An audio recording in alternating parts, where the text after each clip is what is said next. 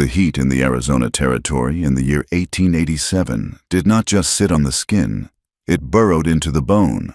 It was a heavy, suffocating blanket that smelled of sulfur, dry sage, and the relentless, powdery red dust that defined the town of Red Creek. Lila Garner sat by the window of the overland stagecoach, bracing herself as the vehicle lurched over a deep rut in the hard-packed earth. She was 26 years old, though the reflection she caught in the dusty glass often looked older.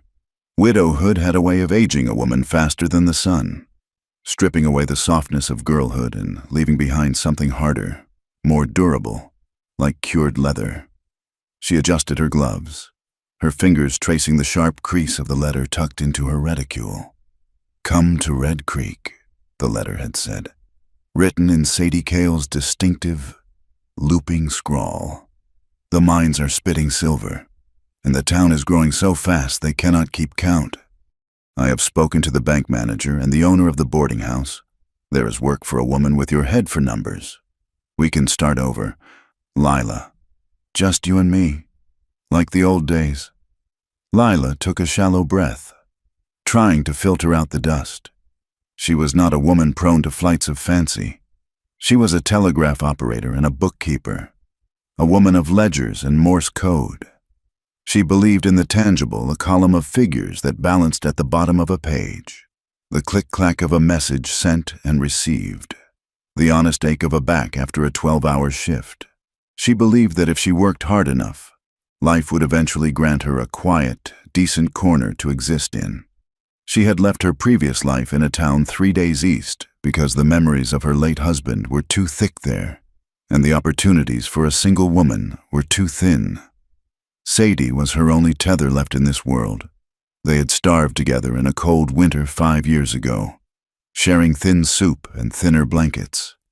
That kind of bond did not break easily.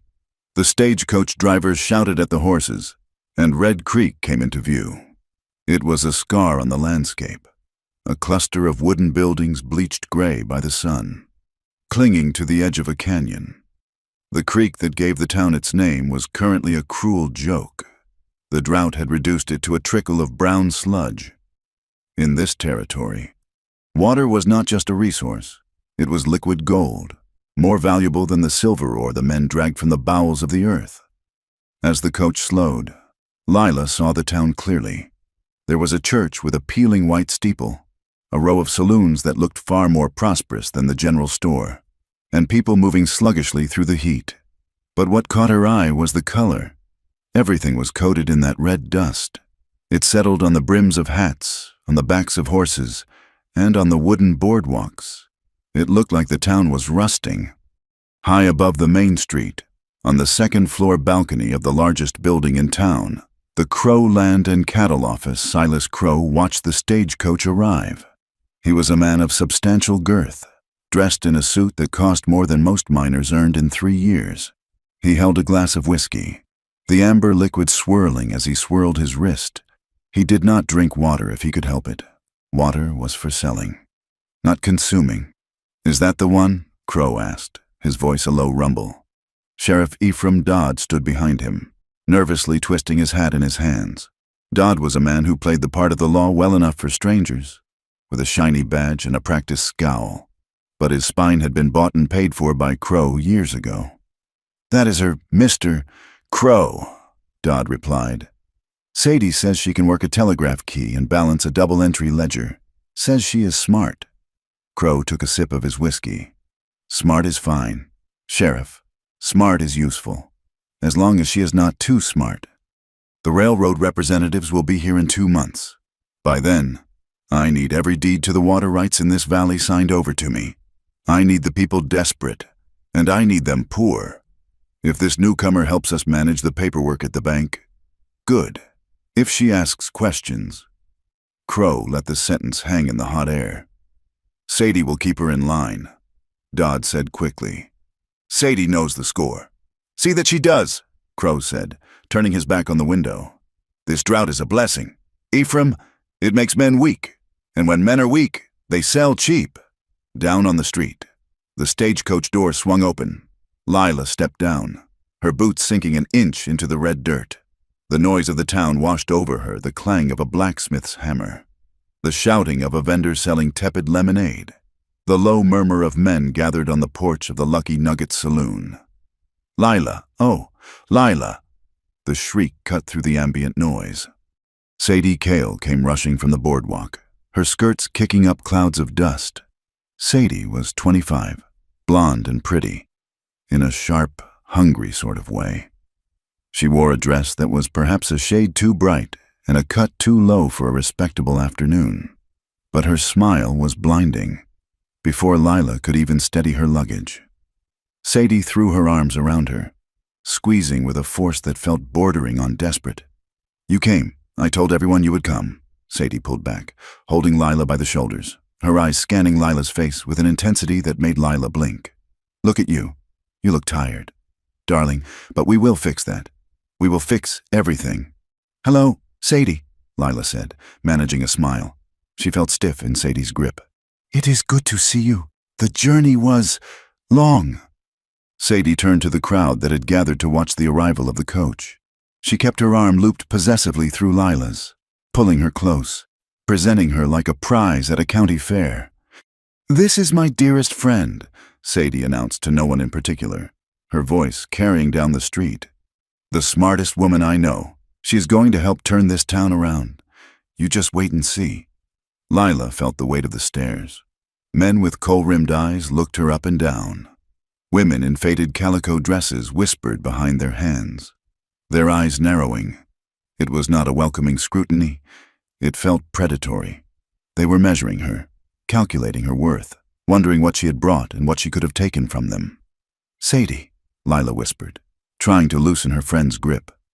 "Let us just get my trunk. I need to wash the dust off." Of course, Sadie beamed, but she did not let go. "I have a room ready for you at the boarding house. It is small, but it is ours, and I spoke to Mr. Henderson at the bank. He is expecting you tomorrow morning at 8 o'clock sharp." Lila nodded, grateful for the prospect of work. "Thank you, Sadie. You do not know how much this means to me." "Oh, I know," Sadie said, her smile flickering for a brief second, looking almost brittle. "We all need a place to belong. Lila, Red Creek is going to be our home. I have made sure of it." As they walked toward the hotel, a man bumped into Lila. He was tall, smelling of stale beer. He didn't apologize, just leered. Lila stiffened, clutching her bag tighter. She looked around, hoping to see a lawman, and saw Sheriff Dodd standing on the corner. He was watching, but he made no move to intervene. He just chewed on a toothpick, his eyes sliding over her with indifferent amusement. Lila looked past the buildings, toward the edge of town where the civilization of Red Creek crumbled into the wild emptiness of the desert. The horizon was vast and broken by jagged mesas. It was beautiful, but it was a harsh, unforgiving beauty. She saw a coil of rope hanging from a hitching post, swaying slightly in the hot wind. It looked innocuous, yet strangely ominous against the red backdrop, miles away from the noise of the town, in the silence of the canyonlands where the shadows stretched long and purple. The man called Nantan, known to the few white men who had met him, and lived as Kai crouched on a limestone ridge. Kai was Apache. He was perhaps 30 years old, though the sun and the wind had etched lines around his eyes that spoke of many lifetimes. He wore buckskin breeches and a faded calico shirt, blending perfectly with the stone and scrub brush. He was still, so still, that a lizard skittered over his boot without pausing. His attention was fixed on the valley floor below. He was not looking at the town of Red Creek, though he knew it was there, a festering wound on the land that drank more water than the earth could provide. He was tracking a group of 6 men riding north. They were dressed as hunters, wearing rough-spun coats and wide-brimmed hats, carrying rifles slung casually over their saddles. To an untrained eye, they were nothing more than drifters looking for game or acclaim. But Kai did not look with an untrained eye. He looked with the steady gaze of a man who had spent his life reading the language of the ground. He raised a brass spyglass. a relic from a past skirmish, and focused on the riders. They rode in a formation, 2 by 2, maintaining a disciplined distance. They sat high in their saddles, their posture rigid, not slouching like weary hunters. Their horses were well fed, their shoes new, and the rifles, they were not hunting rifles. They were repeating Winchesters, clean and oiled. Soldiers, Kai whispered in his own tongue, the word barely a breath. Or men who fight for money. He lowered the glass. These men were heading toward the pass that led to the secret springs, the few remaining water sources his people relied on, and, incidentally, the perfect ambush point for the silver shipment scheduled for the next day. Kai's face remained impassive, his expression as unreadable as the mountain face. He did not hate the white men with the fiery passion of his youth. That fire had burned down to cold, hard coals of survival. He simply understood them. He understood that they were driven by a hunger that could never be sated. They wanted the silver, they wanted the land, and now they wanted the water. He stood up slowly, keeping below the skyline. He had to move. If these mercenaries were setting a trap, they would blame it on the Apache. It was the way of things. When a white man stole, it was business. When a white man killed, it was defense. But when trouble struck, the finger always pointed to the mountains, to the savages. Ina. Kai checked his own weapons, a knife at his belt, a bow across his back, and a Colt revolver he had taken from a cavalry officer 3 years ago. He turned his gaze once more toward the distant haze of Red Creek. He felt a strange pull, a vibration in the air that usually warned of a storm. But there were no clouds. He turned and began to run, his moccasins making no sound on the rock. He moved like smoke, heading not away from the danger, but parallel to it. He needed to see what these false hunters were planning.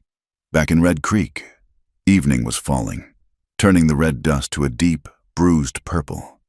Lila sat on the edge of the narrow bed in the room Sadie had secured. The walls were thin. She could hear a man coughing in the next room and the murmur of Sadie's voice down the hall, speaking to the landlady. Lila opened her small trunk. She took out her ledger, her inkwell, and a small photograph of her husband. She placed them on the wobbly bedside table. This was her life now. A grid of numbers and a memory. "Are you ready for dinner?" Sadie burst into the room without knocking. She had changed into an even brighter dress, yellow like a dandelion. "I suppose so," Lila said, standing up. "Sadie, about the job." "Oh, hush about the job." Sadie laughed, linking her arm through Lila's again. "Tonight we celebrate. I want everyone to know you are here. I want everyone to know that Lila Garner has arrived." Lila let herself be pulled along, but a knot of anxiety tightened in her stomach. Sadie's affection felt heavy, almost suffocating, like the heat outside. It felt like Sadie was building a wall around her, brick by brick, using smiles and loud declarations. They walked out onto the main street. The saloons were coming alive, piano music spilling out into the street. As they passed the general store, Lila saw a group of women standing by the dry town well.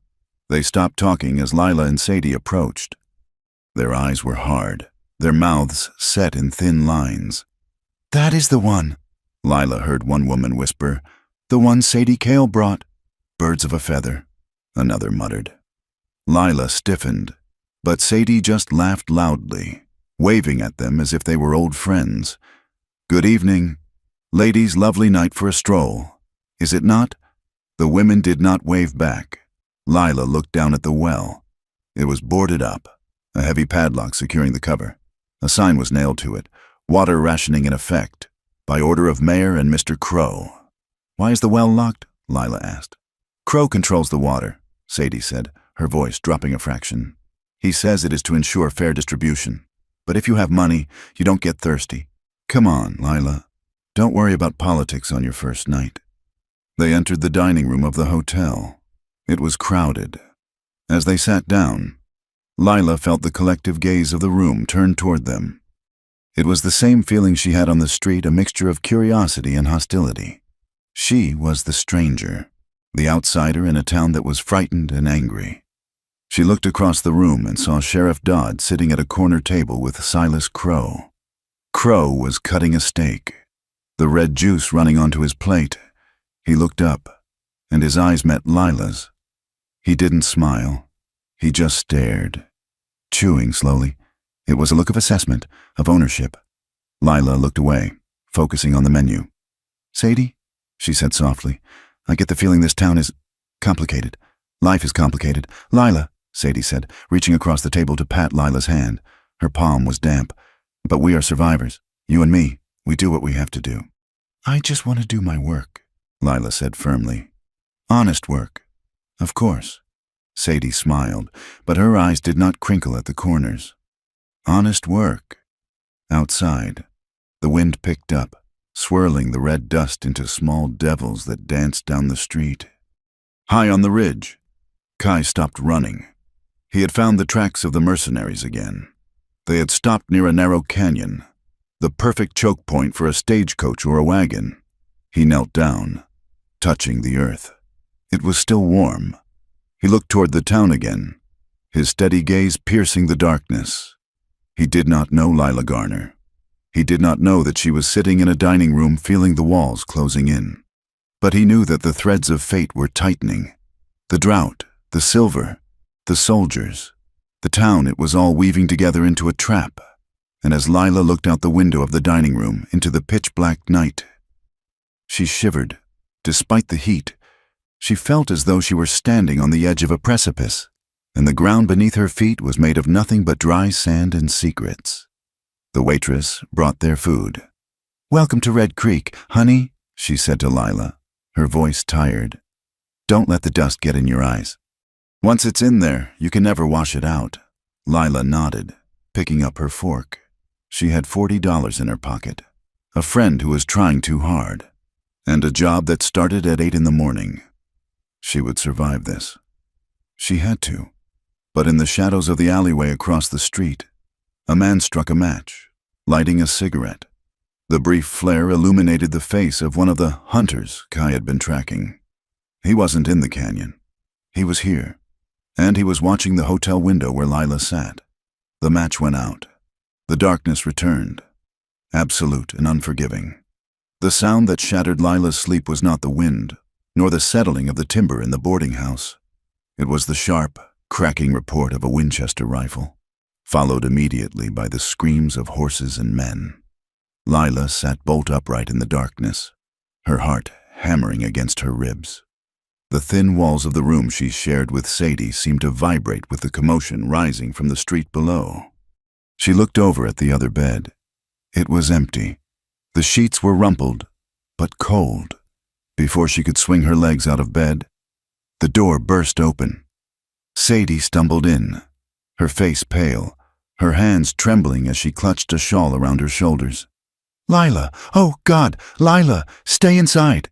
Sadie gasped, slamming the door and leaning against it. "It is the payroll wagon, the one from the Silver Queen mine.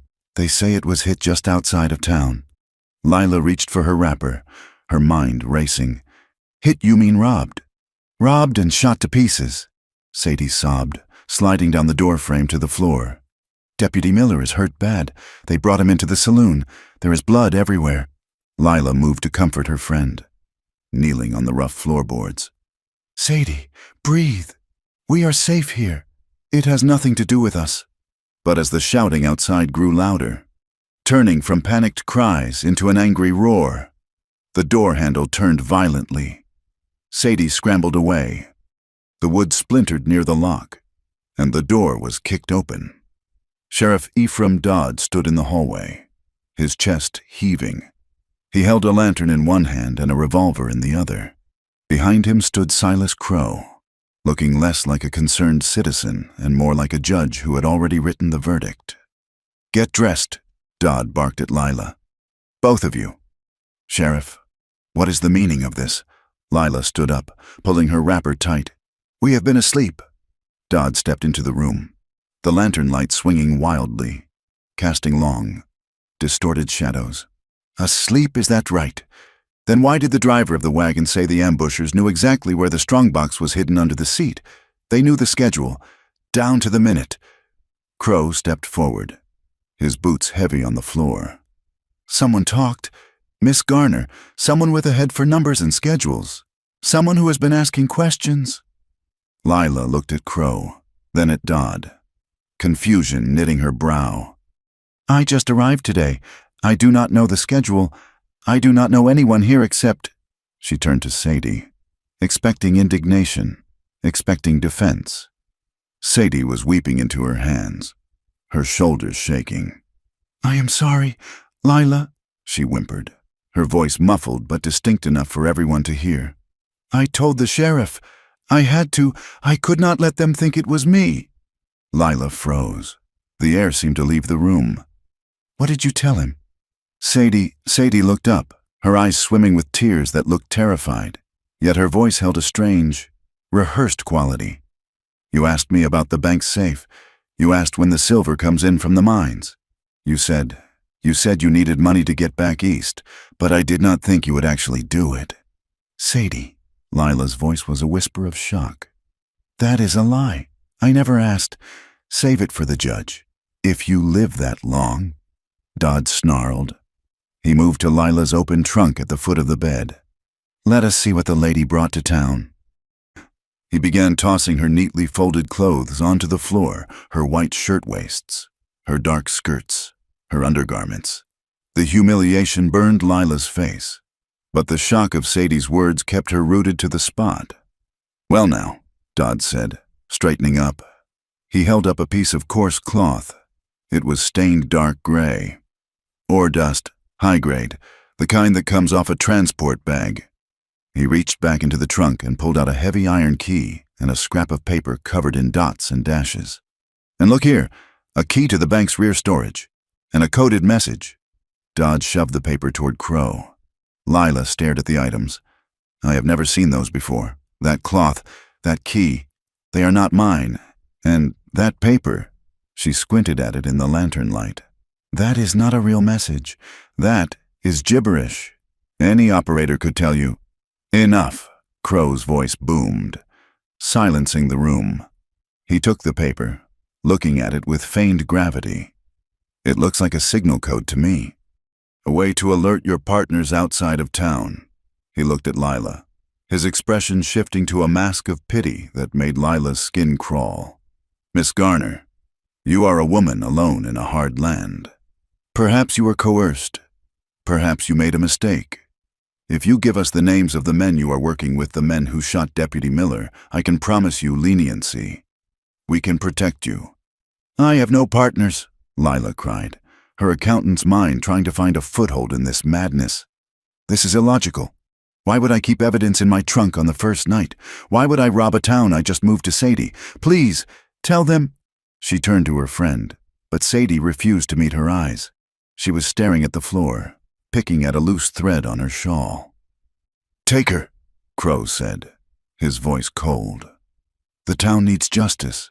Ephraim, they need to know the snake has been caught. Dodd grabbed Lila by the arm, his grip bruising, as he dragged her out of the room and down the stairs. Lila saw the faces of the other boarders in the doorways.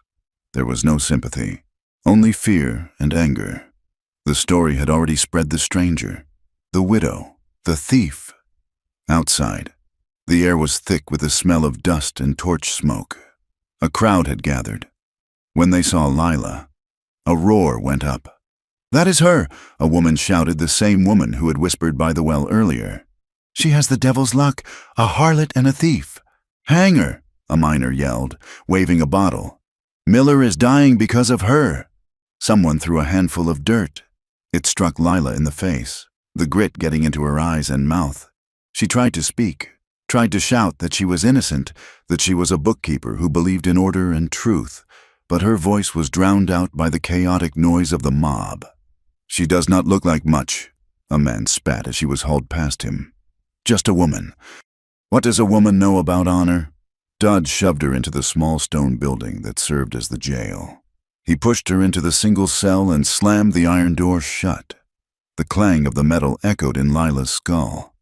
She stumbled to the cot, her breath coming in ragged gasps. She gripped the bars, looking out into the office. You are making a mistake, she said, her voice shaking but firm. "Check the handwriting on that paper. Check the key. It will not fit any lock I have access to." Dodd ignored her, sitting at his desk and putting his feet up. Crow stood by the window, watching the angry mob outside. "They are loud tonight," Crow observed calmly. "They are bloodthirsty." Dodd grunted. "You sure about this?" "Silas. She is a tiny thing. Does not look like she could lift a Winchester." "It does not matter what she looks like," Crow said, turning from the window. He spoke low, but in the silence of the jail, Lila heard every word. "The people are angry. They are thirsty. They are scared of the railroad coming and taking their land. If they do not have someone to hate, they might start hating me. Or you. But the girl—" Dodd hesitated. "Let them be angry at the right place," Crow said, lighting a cigar. "By tomorrow, when we hang her, the town will feel safer. They will trust us to protect them. And when the railroad buys the water rights next month, no one will argue." Lila sank back onto the cot, the horror of it washing over her. It was not a mistake. It was a transaction. She was an asset to be liquidated for the sake of public order. Hours passed. The mob outside quieted down, settling into a sullen vigil at the saloon across the street. The moonlight slanted through the high, barred window of the cell. The outer door opened softly. Sadie slipped in. She was no longer crying. She carried a small bundle of food wrapped in a napkin. "Sheriff," Sadie called out softly. Dodd, who had been dozing, looked up. "5 minutes. Sadie." "Crow said you could say goodbye, but do not try anything stupid." Sadie walked to the cell bars. She did not offer the food. She just stood there, looking at Lila. The moonlight caught her face, stripping away the soft, bubbly mask Lila had known for years. Her eyes were hard, calculating, and frighteningly empty. "Why?" Lila whispered, standing up and gripping the cold iron. "We starved together, Sadie. I shared my bread with you." "And that was then," Sadie said, her voice a flat whisper. "This is now. Look at you, Lila. You always had your numbers. You always had your pride. You thought you could just walk in here and fix things. I came because you asked me to. I asked you because I needed a way out," Sadie hissed, leaning closer. "Crow promised me the deed to the boarding house if I helped him.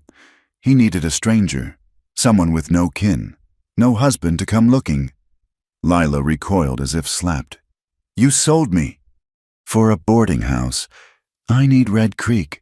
Lila," Sadie said, a cruel smile touching her lips. "I am tired of running. I am tired of being poor. You are just the price of admission." Sadie dropped the bundle of food on the floor outside the cell, just out of reach. "Eat up. You will need your strength for the walk to the cottonwood tree tomorrow." She turned and walked out, her heels clicking on the floor. She did not look back. Lila stood alone in the silence. The betrayal felt like a physical wound in her chest, bleeding her dry. But as the shock faded, something else took its place. A cold, hard clarity. It was the same clarity she felt when a ledger did not balance, when the numbers were wrong. You did not cry. You found the error. She was the error, and she had to remove herself from the equation. She looked at the lock on the cell door. It was an old model, heavy iron, the kind used in mining camps before the territory became a state. She had seen similar ones when she worked the telegraph office in the last town. The marshal there had lost his keys often. Lila reached into her hair and pulled out a long, sturdy hairpin. It was steel, not cheap tin. She sat on the floor, listening. Dodd was snoring at his desk. She slipped her hand through the bars. The angle was awkward. She inserted the pin into the keyhole. She closed her eyes, visualizing the tumblers inside. Click, resistance, click. It was not magic. It was physics. It was tension and torque. Her father had been a watchmaker before the whiskey took him, and he had taught her that every machine had a secret language. You just had to know how to speak it. Her fingers cramped. Sweat stung her eyes. Outside, a bottle smashed. Click! The final tumbler gave way. Lila turned the makeshift pick. The bolt slid back with a groan that sounded like a thunderclap in the quiet jail. She froze. Dodd shifted in his chair, snorted, and settled back into his rhythm of snores. Lila pushed the door open, inch by inch. She did not breathe. She slipped out of the cell, her boots silent on the floor. She moved past the sleeping sheriff, past the rack of rifles on the wall. She wanted to take a weapon, but the risk of noise was too great. She reached the back door of the office. It was barred from the inside. She lifted the wooden beam, her muscles straining to keep it from thudding against the floor. She eased the door open and stepped out into the alley. The night air hit her face, dry and cooling. But she was not safe, not yet. She kept to the shadows, moving behind the livery stable, avoiding the main street where the drunken vigilantes were still awake. She could not steal a horse. The stables were guarded, and a horse was loud. She had to walk. She headed south, away from the road, toward the vast, empty expanse of the desert. She knew enough to know that the desert was death for the unprepared, but the town was death for the innocent. She walked for what felt like hours, putting the lights of Red Creek behind her. Her feet blistered in her boots. The hem of her skirt tore on the thorny mesquite brush, as the first gray light of dawn began to bleed into the sky, painting the horizon in bruised shades of violet and orange. A sound drifted on the wind. It was the distant, rhythmic thud of hooves. Lila stopped and turned back. Far away, a cloud of dust was rising from the direction of the town. They had found the empty cell. The posse was coming.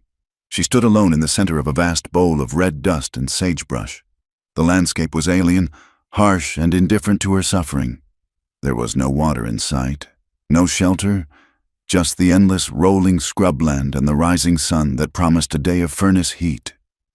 "Breathe," she whispered to herself, the word lost in the vastness. "Just breathe." Behind her, the shouts of men carried over the miles, faint but unmistakable. "Find her! Do not let her reach the canyon!" Lila turned her back on civilization and faced the wild.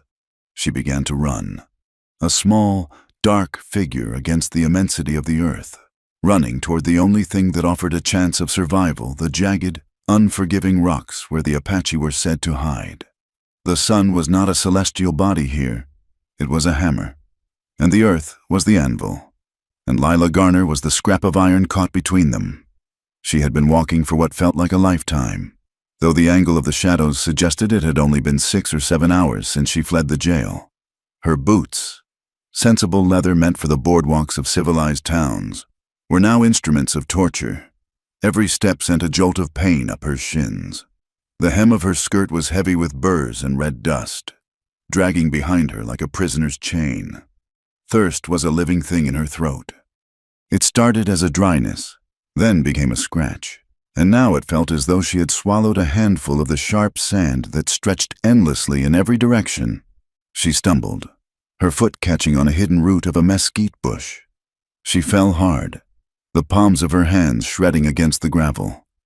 Lila lay there for a moment, the heat pressing her into the ground. It would be so easy to stay, to close her eyes and let the sun finish what the town of Red Creek had started. The silence of the desert was absolute, a ringing void that made her own ragged breathing sound like a gale. "Get up," the voice of her father whispered in her memory. "The ledger must balance. Lila, you cannot leave the page half-written." She pushed herself up, her arms trembling. She looked around, her vision blurring at the edges. The landscape was a chaotic jumble of red rock, spiny cholla cactus that looked soft from a distance but tore flesh up close, and vast, blinding white alkali flats. She took a step, then another. She was aiming for a cluster of rocks that offered a sliver of shade. Perhaps 100 yards away, it seemed to recede as she walked. Then she saw him. He did not emerge from the rocks. It was as if the rocks simply rearranged themselves to reveal him. He stood on a ridge about 30 feet above her, motionless against the glare of the sky. Lila gasped, stumbling back. Her mind, feverish with dehydration and fear, immediately conjured the stories the women in town whispered. The Apache, the raiders, the ghosts of the territory. He was tall and lean, built of corded muscle and intent. He wore buckskin breeches and a calico shirt that had faded to the color of the dust. His hair was long, held back by a strip of cloth. But it was his face that arrested her. It was not painted for war. It was calm, composed of sharp planes and angles, like a cliff face weathered by centuries of wind. He held a rifle loosely in one hand, the barrel pointing at the ground.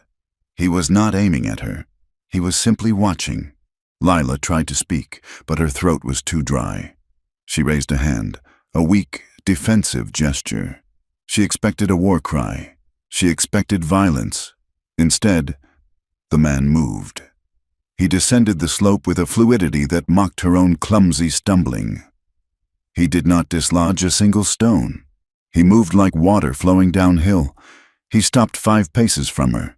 His eyes were dark, impossibly deep, and they held a gaze so steady it felt like a physical touch. He did not look at her with the lust of the men in the saloon, nor the hatred of the women in the church. He looked at her as a surveyor looks at a landscape, measuring, assessing, determining the truth of what stood before him. He reached for a canteen slung over his shoulder. It was an old army canteen, wrapped in wool. He uncorked it, the sound of the wet stopper popping loud in the silence. Lila lurched forward, her hands grasping. He stepped back, keeping the canteen out of reach. "Slowly," he said. His voice was deep, the English clear and unaccented, stripped of any affectation. "If you drink too fast, you will die." Lila froze. The clarity of his speech cut through her panic. He stepped forward again and held the canteen to her lips, tilting it just enough to wet them. The water was warm and tasted of tin, but to Lila, it was sweeter than the finest wine. She tried to gulp, but he pulled it away. "Breathe," he commanded. Again. He allowed her another small sip, then another. He was rationing her. She realized. He was managing her survival with the same detached efficiency one might use to tend a horse foundered on the trail. "Who are you?" she rasped, her voice sounding like grinding stones. "I am called Kai," he said. He capped the canteen. "You are the woman from the town, the one they say stole the silver." Lila stiffened, stepping back. "I did not steal anything. They lied." Kai looked at her, his gaze sweeping over her torn dress, her bleeding hands, the desperation in her posture. "I know," he said simply. "A thief runs with a horse and a gun. You run with nothing but fear." He gestured to the north.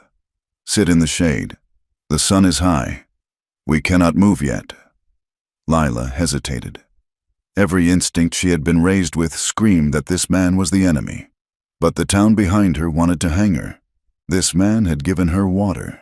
She walked to the overhang of the rock and collapsed into the shadow. Kai sat opposite her, cross-legged, his rifle across his knees. He pulled a small pouch from his belt and began to mix a paste of dried leaves and saliva in his palm.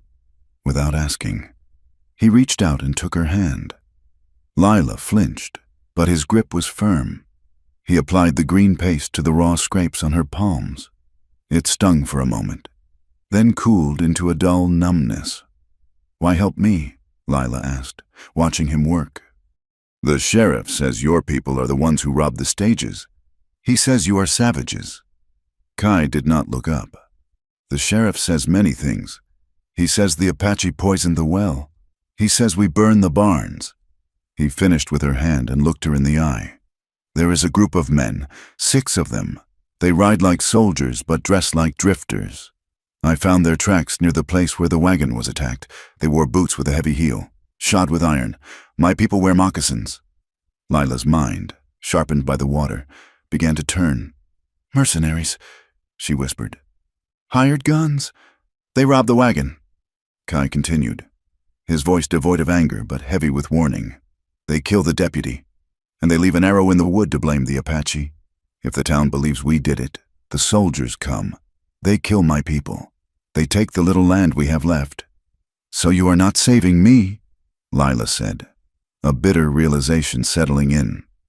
"You are saving your people." Is there a difference today? Kai asked. Before Lila could answer, Kai suddenly froze. He turned his head slightly, his ear toward the wind. He did not move a muscle, but the air around him seemed to tighten. "They are coming," he said softly. "Who? The men with ropes?" Lila scrambled up, panic rising again. "We have to run." "No," Kai said, standing up slowly. "Running leaves tracks. We vanish." He grabbed her arm, not roughly, but with an urgency that brokered no argument. He led her away from the sandy wash and onto the hard, slick rock of the canyon wall. "Step where I step," he instructed. "Do not break the brush. Do not disturb the stones." For the next hour, Lila learned what it meant to be a ghost. Kai led her through a maze of sandstone crevices, jumping from boulder to boulder. He moved with a terrifying grace. When she stumbled, he caught her.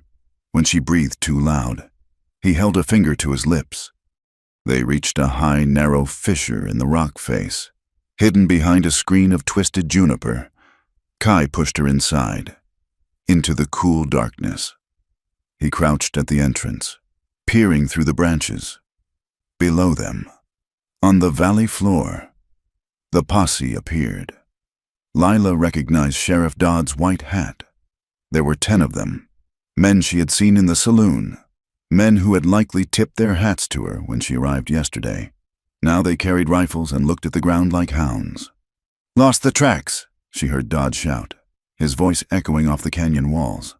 "Damned wind swept them clean. She cannot have gone far," another man yelled. "Not on foot. Maybe the desert got her," Dodd replied. "Or the Apache. If they got her, she is dead already." Lila shivered. She was inches away from discovery, yet Kai seemed entirely unconcerned.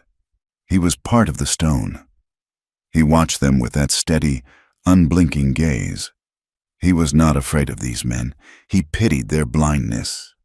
They waited there for 2 hours until the posse turned back toward Red Creek, defeated by the heat and the rock. When the silence returned, Lila slumped against the cave wall. She reached into her pocket, her fingers brushing against the crumpled piece of paper that Dodd had claimed was a coded message. She pulled it out. "This paper," she said, smoothing it out on her knee. "Sadie, my friend, she planted it on me. Dodd said it was a code for the robbers." Kai glanced at it. "It looks like scratches." "No," Lila said, looking closer in the dim light. "I was too panicked to see it before. Look at the way the numbers are formed. The 7 has a line through it, and the decimal points are marked with a small X. That is not how a bandit writes. That is not even how a telegraph operator writes." She looked up at Kai, her eyes wide. "That is bank notation. Specifically, it is the shorthand used by Mr. Henderson, the bank manager. I saw his ledger on his desk for a brief second when I went to introduce myself." "The banker is with the sheriff," Kai stated. "And with Crow," Lila added. "It is a circle. Crow wants the land. He needs the town to be afraid so they will sell. He hires men to rob the payroll to make them poor and afraid of you. He frames me to give the town someone to hate immediately. It is a balance sheet of terror." Kai looked at her with a new expression. It was respect. "You see the trail clearly, even without looking at the ground." "I am a bookkeeper," Lila said, a spark of defiance returning to her voice. "I know when the accounts have been cooked. We cannot stay here." Kai said, "The soldiers will come next. I must take you to a place they will not look." They moved out as the sun began to lower, painting the sky in violent shades of violet and gold.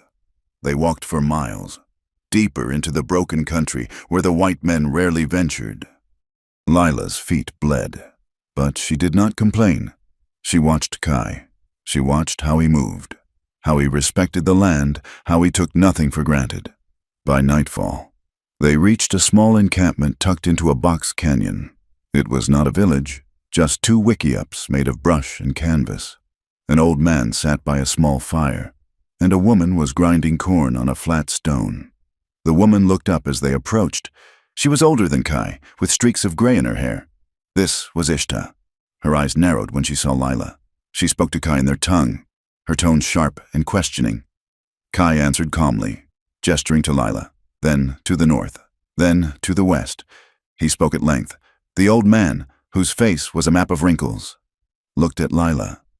"He says you are hunted," the old man said in broken English. "He says you carry the truth." "I hope so," Lila said softly.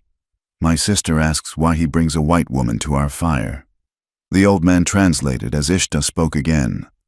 "She says white women bring only trouble and soldiers." Kai spoke one word, firm and final. Ishta sighed, shaking her head, but she gestured for Lila to sit. She handed Lila a bowl of stew. It was meager, mostly broth, but she offered it with 2 hands. Lila ate, the warmth spreading through her chest. She watched Kai across the fire. He was cleaning his rifle, his movements rhythmic and soothing. He had saved her life. He had walked her through hell, and he had asked for nothing. Later, as the fire burned down to embers, the camp fell silent. Ishta and the old man retired to their shelters. Lila sat wrapped in a blanket, looking up at the stars. They seemed brighter here, sharper. Kai came and sat near her. He did not sit too close, respecting the space between them, yet close enough that she could feel his presence as a comfort. "Your shoulder," he said, pointing to a tear in her dress where a branch had gouged her skin. "It is bleeding." "It is nothing," Lila said. "In the desert, nothing becomes something very quickly," Kai said. He reached out with a clean cloth and a small jar of salve. Lila turned toward him. He cleaned the wound gently. His hands were rough, calloused from war and survival, but his touch was incredibly light. She looked at his face in the firelight. He was focused on his task, his lashes casting long shadows on his cheeks. "You speak English very well," she said. "I spent 3 years at the reservation school," Kai said, his voice tightening slightly. "They taught me to speak like a white man. They tried to teach me to think like one. They failed." He finished bandaging her shoulder and looked up. Their eyes met. For the first time, Lila did not see an Apache. She did not see a warrior. She saw a man who was tired of fighting but would not stop. She saw a loneliness that matched her own. And in his eyes, that steady, unyielding gaze, she saw her own reflection. Not the widow, not the thief, not the victim. "Just a woman. Thank you," she whispered. "Do not thank me yet," Kai said. "You are still alive, but you are not free." "I cannot stay here," Lila said, the thought forming as she spoke it. "If I stay, I am a fugitive forever, and your people will be blamed for the robbery. Crow will use it to bring the army." "Yes," Kai said. "War is coming." "I have the key," Lila said, touching her pocket. The key Dodd said was for the bank. If it was planted, it must open something important, something they did not want me to find, or something they want to claim I opened. "The evidence," Kai said. "I have to go back." Lila said. She felt a tremble of fear, but her voice was steady. "I have to get into that bank. I have to find the ledger that matches this paper. If I can prove Crow and the banker are stealing the silver themselves, the town will turn on them." Kai looked at her for a long time. The fire crackled. "Going back is death," he said. "Staying hidden is a slow death," Lila countered. "For me, and for your people." Kai nodded slowly. A faint smile, barely there, touched his lips. "You have the heart of a badger, small but fierce." He stood up and looked toward the north, toward Red Creek. "We go back," Kai said. "I will take you. We will find this paper, and we will stop the lies." Lila stood beside him. She was exhausted, battered, and hunted. But as she stood next to the Apache warrior under the vast, indifferent sky, she felt stronger than she had ever felt in the safety of a town. "We go back," she repeated. The wind blew through the canyon, carrying the scent of sage and the promise of a storm. The moon hung low over Red Creek, a sliver of bone in a black sky. The town was asleep, but it was a restless, feverish sleep. Even in the silence, the tension remained, thick as the dust that coated every rooftop. Lila Garner and Kai lay flat on their stomachs on a bluff overlooking the northern perimeter of the town. They had moved like shadows across the desert floor, Kai guiding her steps so that not a single pebble skittered out of place. "Watch," Kai whispered, his voice barely audible above the wind. Below them, near the secondary well, the only other source of water besides the main reservoir Crow controlled, two figures moved. They carried heavy sacks. Lila squinted, recognizing the silhouette of one of the men. It was the foreman of Crow's ranch. She watched in horror as they cut the sacks open and dumped a coarse, gray powder into the well. It was not poison, perhaps, but it was slag, refuse from the mines, enough to foul the water and make it undrinkable for days. Then, one of the men pulled something from his belt. He drove it into the wooden frame of the well, even from this distance. Lila recognized the fletching. "An Apache arrow," she breathed. "They poisoned the water, then blamed the ghost," Kai said, his jaw set hard. "By morning, the town will be thirsty. By noon, they will be hunting for blood. My people's blood." "It is a script," Lila said, anger replacing her fear. "He is writing a play, and we are just actors to him. We have to stop this." "The telegraph office," Kai said. "We go now." They slipped down the embankment. Entering the town was like walking into the mouth of a sleeping wolf. Every creak of a sign swinging in the wind sounded like a gunshot. Kai moved with a terrifying silence, checking corners, listening to the rhythm of the night. Lila followed, her heart hammering against her ribs. Clutching the stolen key in her pocket, the bank and the telegraph office shared a building on the corner of Main Street. The windows were dark. Kai motioned for her to wait. He picked up a handful of dirt and tossed it gently against the side of the building. A dog barked 2 streets over, but no guard appeared. "Go," he whispered. "I will watch the street." Lila crept to the back door. Her hands trembled as she inserted the key found in her trunk, the key Sadie had claimed was stolen. It turned in the lock with a smooth, heavy click. It fit perfectly. It was the spare key, the one the manager kept. She slipped inside. The air smelled of ink, old paper, and stale cigar smoke. She knew this smell. It was the smell of her trade. She moved to the telegraph desk. She did not dare light a lamp. She had to work by feel and by the faint moonlight filtering through the dusty window. She found the logbook. It was a ledger recording incoming and outgoing messages.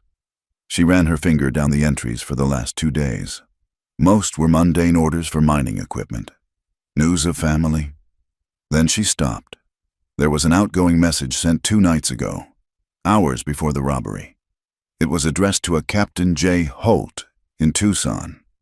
The message was coded, but the translation was scribbled in pencil in the margin, arrogance born of the belief that no one else would ever see it. Package arrives Tuesday noon. Hit at Bucks Canyon. Make it look like Redskins. Payment awaits at ranch. "Crow," Lila whispered. She turned the page. There was another message. "Incoming. From yesterday. Job done. Town is yours. Awaiting final payment." She ripped the page from the ledger, folding it carefully into her bodice. This was it, the smoking gun. It proved the robbery was staged. The hunters were mercenaries, and Crow was the architect. Suddenly, voices drifted through the front window. Lila froze, crouching behind the heavy oak desk. 2 men were walking past on the boardwalk. One was Sheriff Dodd. The other was a voice she knew too well. "She is probably dead in the desert by now." "Sadie," Dodd was saying, his voice rough. "No woman lasts 2 days out there without water." "I hope so," Sadie replied. Her voice was not fearful anymore. It was cold, hard, and ugly.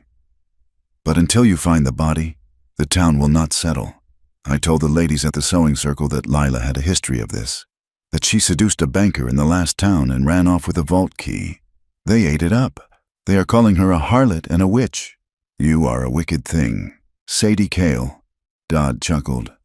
"I am a survivor," Sadie snapped. "Crow promised me the deed to the boarding house. I earned it. If Lila has to be the scapegoat so I can sleep in a bed of my own, so be it. She was always too soft anyway, too high and mighty with her books and her morals." They passed by. Lila sat in the dark, tears of rage stinging her eyes. Sadie was not just protecting herself, she was actively destroying Lila's name, painting her as a monster to justify her own greed. It was a betrayal so complete it left Lila breathless. "Lila!" The whisper came from the back door. It was Kai. "We must go. The guard is changing." Lila scrambled up, clutching the paper. But as she turned, her boot caught the leg of the heavy iron stool. It scraped across the floor with a screech that sounded like a scream in the quiet night. "Who is in there?" a voice shouted from the street. "Run!" Kai hissed. He did not wait for her to reach the door. He stepped inside, grabbing her arm, but the front door was already being kicked in. Sheriff Dodd stood there, his lantern raised, the light blinding. "Well, well," Dodd snarled, drawing his revolver. "The ghost returns." He fired. The bullet shattered a glass inkwell on the desk, spraying shards and black ink. Kai did not freeze. He moved with an explosion of speed. He threw a heavy ledger at the sheriff, knocking the aim of the second shot wide. Then he swept Lila off her feet, literally lifting her as he kicked the back door open.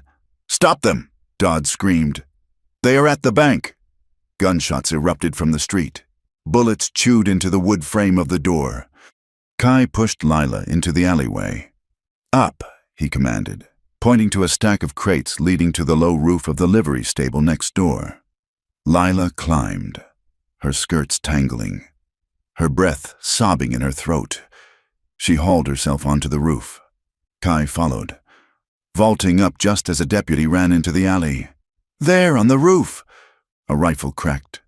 Kai jerked violently, stumbling forward. "Kai!" Lila screamed. "Go!" he grunted, shoving her forward. They ran across the rooftops, leaping the narrow gaps between the buildings. Below them, the town was waking up. Men were shouting, dogs were barking, and the sound of boots on wood was everywhere. They reached the end of the row. Below was the dark shadow of the lumber yard, and beyond that, the open desert. "Jump!" Kai said. They jumped together, landing in a pile of sawdust. They scrambled up and ran, disappearing into the darkness just as the mob reached the edge of town. They did not stop running until the lights of Red Creek were faint stars behind them. They found shelter in a small, shallow cave halfway up a mesa, miles from the town. It was tight, barely big enough for two, but it was defensible. Lila collapsed against the stone, her lungs burning. She looked over at Kai. He was sitting near the entrance, his rifle across his lap. He was breathing heavily, and there was a dark stain spreading on his left shoulder. "You are hurt," Lila said, crawling toward him. "It is a scratch," Kai said through gritted teeth. "Let me see." She pushed his hand away. The bullet had furrowed a deep groove across the deltoid muscle. It was bleeding freely, soaking his shirt. "We need to stop the bleeding," Lila said, her voice surprisingly steady. The panic of the flight had vanished, replaced by a singular focus. She tore a strip from her petticoat, the white cotton already stained with red dust, and uncorked their precious water canteen. "This will hurt," she whispered. Kai did not flinch as she cleaned the wound. He watched her. The firelight from the small match she struck to sterilize a needle flickered in his eyes. He did not look at the wound. He looked only at her face. Lila worked quickly, her fingers deft. She had no anesthesia, no doctor's tools, only a needle from her travel kit and thread. As she stitched the skin, she could feel the tension in his muscles, the heat radiating from his body. "Why did you come inside?" she asked softly, tying off the thread. "You could have run. You knew they would shoot an Apache on sight. I could not leave you," Kai said. His voice was low, vibrating in the small space. Lila looked up. Her hands were on his chest, resting over his heart. She could feel it beating slow, strong, steady. "Sadie said, she said the town thinks I'm a monster," Lila whispered, the pain of the betrayal surfacing again. "She made them hate me. I am nothing to them now, just a target." "They are blind," Kai said. He reached up, his hand covering hers. His skin was rough, warm, and alive. They see what they fear. They see a thief. They see a savage. He leaned closer, and the space between them seemed to charge with electricity. I do not see a thief, Kai said. I see the woman who walked through the desert. I see the woman who broke into a bank to find the truth. I see the woman who stitches my flesh while her own hands are bleeding. Lila trembled. It was not from fear. It was from the sheer intensity of his presence. He was stripping away the layers of shame and doubt that the town had piled on her. Lila. He said her name like it was a prayer in a language she was just learning. You are not forgotten. Not by the earth. Not by me. She looked into his eyes, that steady gaze that had anchored her since the first moment in the desert. It was the only true thing in a world of lies. Kai, she breathed. She leaned in, and he met her halfway.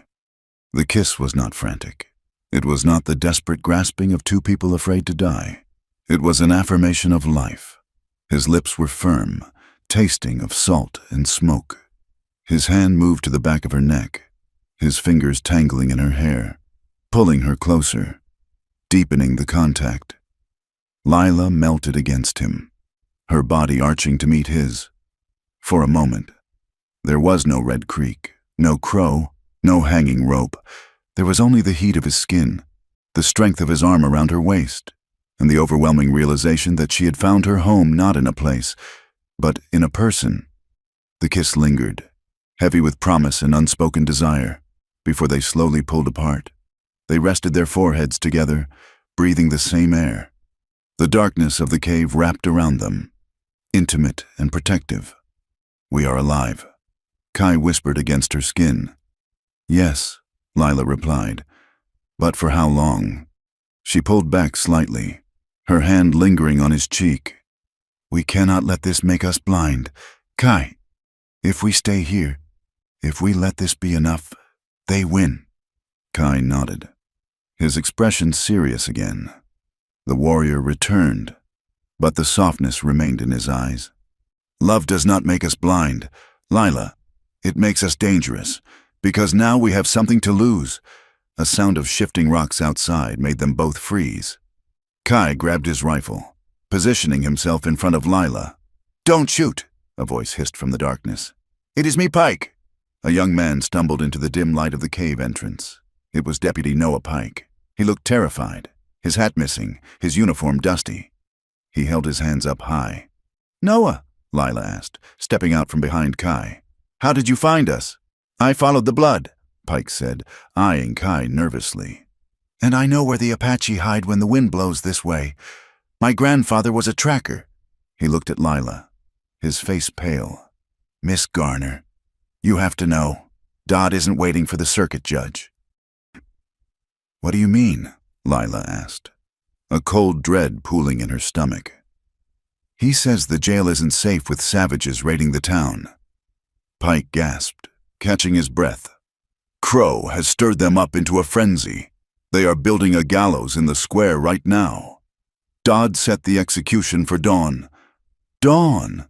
Lila looked at the sliver of sky. The stars were already turning pale.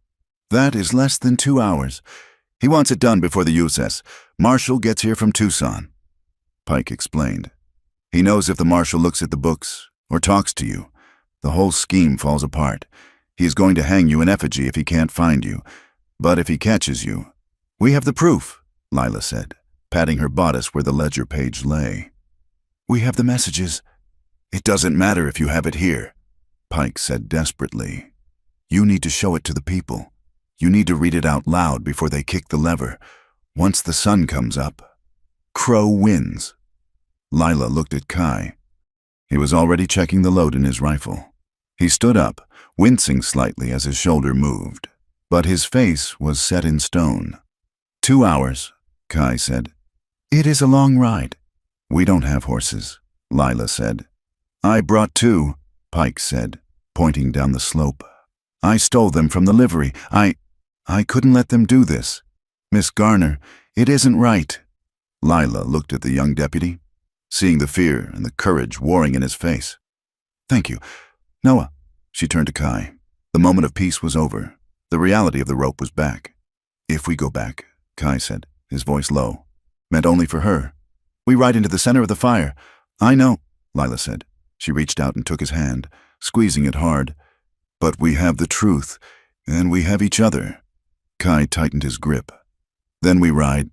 They moved out of the cave, the cold pre-dawn air biting at their skin. To the east, the horizon was beginning to bleed a faint, bloody red. Dawn was coming, and with it, the hangman. Lila mounted the horse Pike had brought. She looked at Red Creek in the distance. It was no longer a town to her. It was a battlefield. She was not running away anymore. She was charging in. The dawn broke over Red Creek, not with the promise of a new day, but like a fresh wound opening in the sky. The light was a bruised, violent crimson that stained the dust of the main street and made the faces of the gathering crowd look flushed with fever. They had been gathering since the first rooster crowed, drawn by the hammering of the carpenters who had erected a hasty wooden platform in front of the livery stable. A heavy beam extended out from the hayloft, and from it dangled a coil of hemp rope, the noose swaying gently in the breathless morning air. Lila Garner sat on her horse in the shadow of the alleyway, just feet from the square, her heart beating a rhythm against her ribs that felt loud enough to wake the dead. Beside her, Deputy Noah Pike looked pale, his hands gripping his reins so tight his knuckles were white. Kai was gone. He had melted away into the architecture of the town moments before, seeking the high ground. "They are ready for a show," Pike whispered, his voice trembling. "They are ready for blood," Lila corrected. She smoothed the front of her riding skirt, feeling the crinkle of the ledger page tucked against her skin. "Let us give them the truth instead," before Pike could argue. Lila kicked her horse forward. She rode out of the shadows and into the center of the square. For a heartbeat, there was silence. The crowd miners with coal-stained eyes, women in bonnets clutching Bibles. Shopkeepers who had denied her service stared in disbelief. They had expected a manhunt. They had not expected the prey to walk into the trap. "There she is!" a voice shrieked. It was Sadie Cale. Sadie stood on the platform next to Sheriff Dodd and Silas Crow. She wore a black dress, playing the role of the grieving citizen to perfection. She pointed a trembling finger at Lila. "The thief, the woman who brought the Apache down on us." The spell broke. The crowd roared. A surge of bodies rushed toward Lila. Rough hands grabbed her bridle. Someone pulled at her leg. "Get off that horse!" Lila did not fight them. She let herself be pulled down, stumbling into the dust. Sheriff Dodd marched down the steps, his face twisted in a triumphant sneer. He grabbed her by the arm, his grip bruising, and dragged her toward the stairs of the platform. "You have saved us the trouble of hunting you down," Dodd shouted over the noise. "String her up, Justice, for Deputy Miller." Lila was shoved up the stairs. The world spun. She saw the faces of the townspeople below. They were not looking at her as a person. They were looking at her as a vessel for all their fear, their thirst, and their anger. They did not want justice. They wanted a simple story. They wanted to believe that killing her would bring back the rain and the silver. Crow stepped forward, raising his hands for silence. He looked like a benevolent patriarch, though his eyes were as cold as a snake's. "Citizens of Red Creek," Crow boomed. "We stand here not out of vengeance, but out of necessity. This woman, a stranger, conspired with the savages to rob our payroll and poison our water, and we have a witness." He turned to Sadie.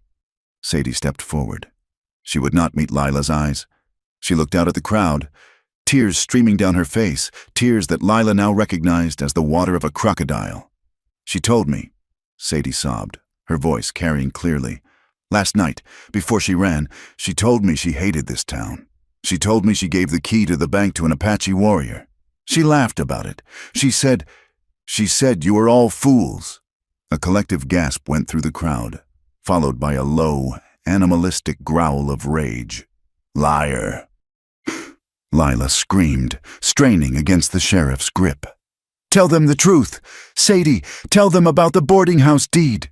"She is mad," Sadie cried, hiding her face in her hands.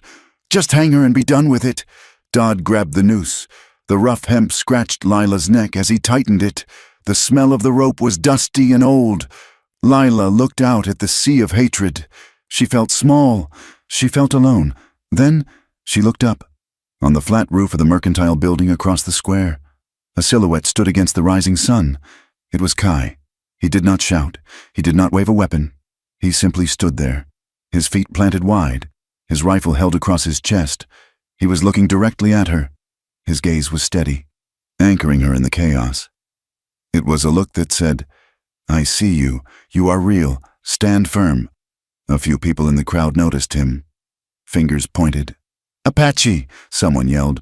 "On the roof!" Panic rippled through the mob. But before a single gun could be raised, a gunshot rang out not from the roof, but from the street level. It was a warning shot, fired into the air. Deputy Noah Pike stood on the hood of a wagon, a piece of paper in his hand. "Stop!" Pike bellowed, his voice cracking but loud. "This is not justice. This is murder." "Get down, boy!" Crow shouted, his face turning a mottled purple. "You are drunk." "I am not drunk," Pike yelled. "I have the evidence. I have the telegraph log." He waved the paper Lila had given him. "This message was sent from the sheriff's office to Tucson 3 days ago. It orders the robbery, it says. Make it look like Redskins. It is signed by Silas Crow." The crowd wavered. The momentum of the hanging stalled. "He is lying," Crow roared, pulling a derringer from his vest. "He is working with the witch. Shoot him." "I saw her." A voice cut through the tension. It was a woman's voice, sharp and undeniable. Mrs.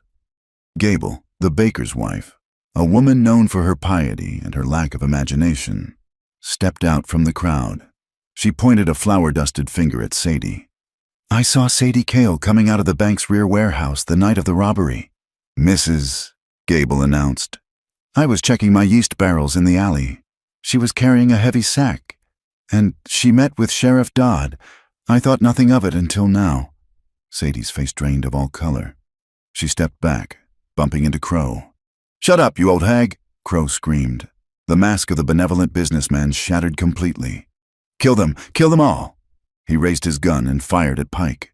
The bullet struck the wagon frame, sending splinters flying. Chaos erupted. The mercenaries, the men dressed as hunters who had been loitering in the crowd, drew their weapons. They were Crow's private army, and they opened fire on the few citizens who dared to look confused. But from the rooftops, the wind answered. Kai moved. He did not fire into the mass of people. He was a surgeon with a rifle. His first shot struck the pistol in Crow's hand, sending it spinning into the dirt. His second shot hit the shoulder of a mercenary, aiming at Mrs. Gable, spinning the man around. Arrows began to fall not from the sky, but from the alleys where Kai's few kinsmen had positioned themselves. They did not aim to kill. They pinned sleeves to wooden posts. They struck gun belts, severing the leather. It was a display of precision that turned the mercenaries' aggression into panic. On the platform, Dodd released Lila to reach for his holster. Lila did not wait for a hero. She was the hero of her own story.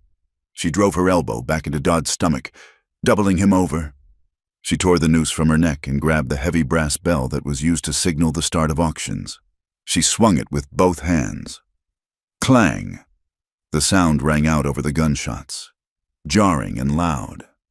Lila climbed onto the railing of the platform, making herself a target, making herself seen. "Listen to me," she screamed, her voice raw. "Look at the well." She pointed to the boarded-up well in the center of the square.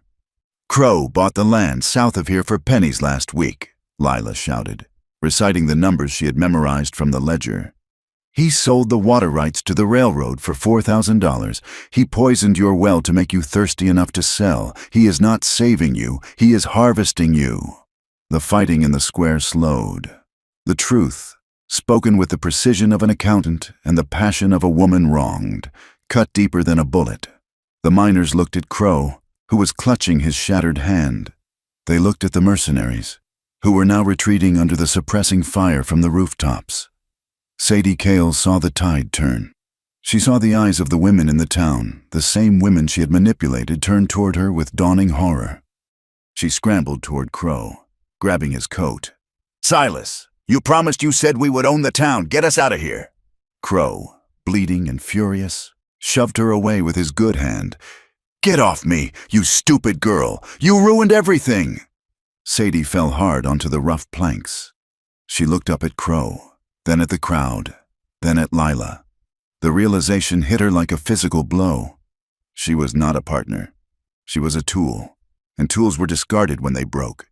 He made me do it, Sadie shrieked, her voice shrill with hysteria. He told me he would burn the boarding house if I did not plant the key. Sheriff Dodd gave me the ore dust. It was them. It was all them. Sheriff Dodd, who had been trying to sneak down the back stairs, froze as 20 guns turned in his direction. Sadie, shut your mouth, Dodd hissed. It is over, Ephraim, Lila said, standing tall on the platform. The rope lay at her feet like a dead snake. The ledger does not lie. Crow, realizing his empire of dust had collapsed, made a desperate move. He lunged for a horse near the stage, intending to trample his way out. But a figure dropped from the roof of the stable, landing softly in the dust between Crow and freedom. It was Kai. He stood up, towering over the wounded cattle baron. He did not raise his rifle. He simply looked at Crow. The steady gaze that had comforted Lila now fell on Crow with the weight of a mountain. It was a look of absolute judgment. Crow faltered. The horse reared, sensing the tension. Move, Indian! Crow spat, though his voice wavered. The water belongs to the earth, Kai said, his voice calm enough to be heard across the silent square. You cannot sell what breathes. Crow fumbled for a knife in his boot. A shot rang out. Crow's hat flew off his head. At the far end of the street, a group of riders appeared. The lead man wore a badge that caught the sun. It was the U.S. Marshal from Tucson. Drop it, Crow! The marshal shouted. We met a young deputy on the road. Seems he had a lot of interesting things to say about silver shipments and telegraph codes. Crow's shoulders slumped. He dropped the knife. The townspeople stood frozen. The anger that had been directed at Lila now hung in the air, seeking a new target, but finding only shame. They looked at the rope. They looked at Lila, standing with her bruised neck and torn dress. And they looked at the Apache warrior standing guard between them and the corrupt men they had trusted.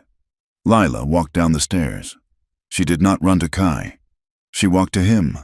The crowd parted for her. Their eyes lowered. She stopped in front of him.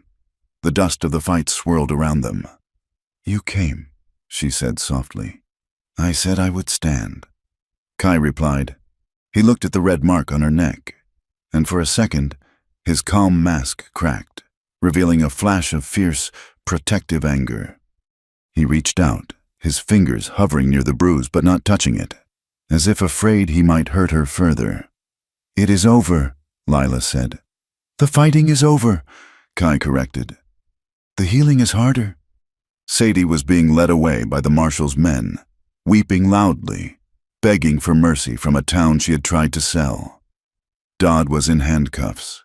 His head hung low.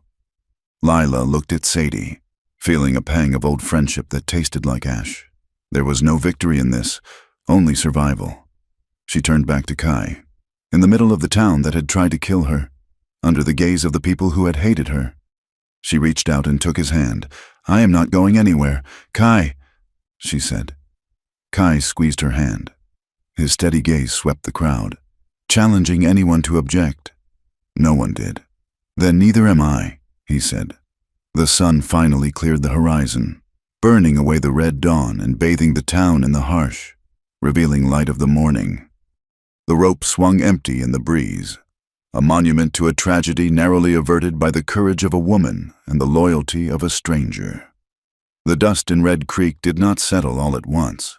It hung in the air for hours after the shouting stopped, a fine, copper-colored mist that tasted of gunpowder and shame.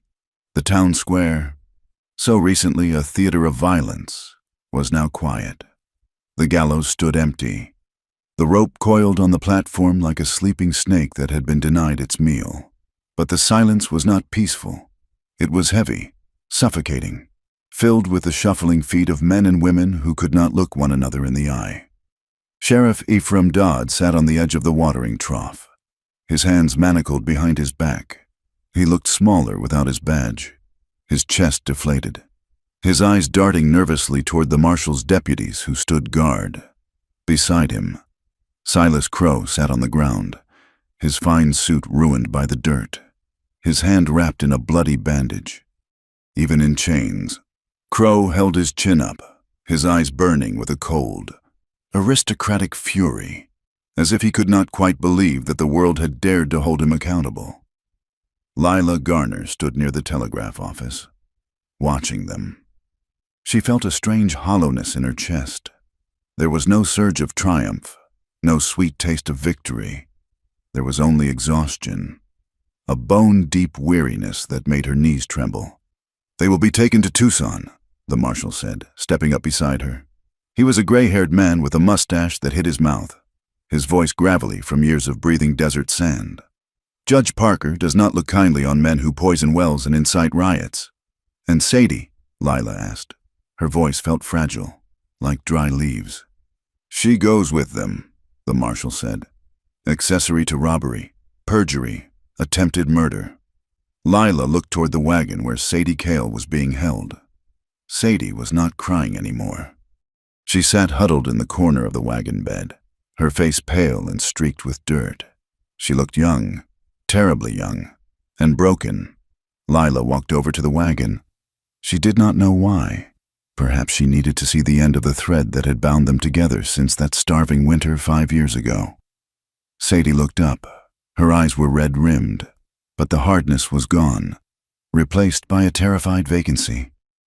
"Lila," Sadie whispered, I did not think they would actually hang you. Crow said he would stop it at the last minute. He said he just needed to scare them." "You are lying to yourself." "Sadie," Lila said softly. "You knew. You watched them build the platform." "I wanted to go home," Sadie said, her voice cracking. "I just wanted a house with a floor that wasn't dirt. I was so tired of being hungry. Lila, you understand that, don't you? We were always so hungry." Lila looked at the woman who had once shared a single blanket with her to keep from freezing. She remembered the Sadie who had laughed when they had nothing, but that Sadie was gone, consumed by the Red Creek heat and the rot of greed. "I understand hunger," Lila said, her voice steady. "But I never ate my friends to fill my belly." Sadie flinched as if struck. She reached a hand out, fingers trembling. "Lila, please, tell them I was scared. Tell them Crow forced me. They will listen to you now." Lila stepped back, out of reach. "I will tell the truth. Sadie, that is all I have left, and that is all you have left." The deputies climbed onto the wagon seat. The whip cracked. As the wagon lurched forward, beginning the long journey to the territorial prison, Sadie did not scream. She just slumped against the wooden slats, watching Lila get smaller and smaller, until the dust swallowed her up. Lila turned back to the town. The sun was high now, beating down with its usual indifference. The people of Red Creek were beginning to move again. The paralysis of the morning was wearing off, replaced by an awkward, stuttering attempt at normalcy. A few men were dismantling the gallows, working with a frantic energy, as if removing the wood would remove the memory of what they had almost done. Mrs. Gable, the baker's wife who had provided the crucial testimony, walked past Lila.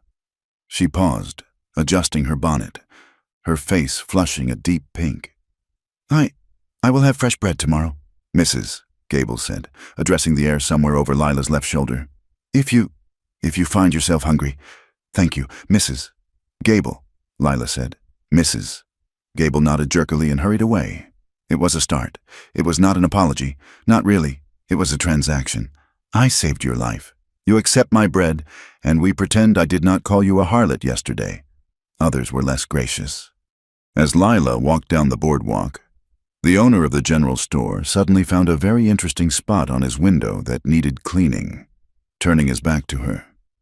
2 women crossed the street, lifting their skirts to avoid the dust, their eyes fixed firmly on the horizon. They were ashamed, and shame. Lila knew.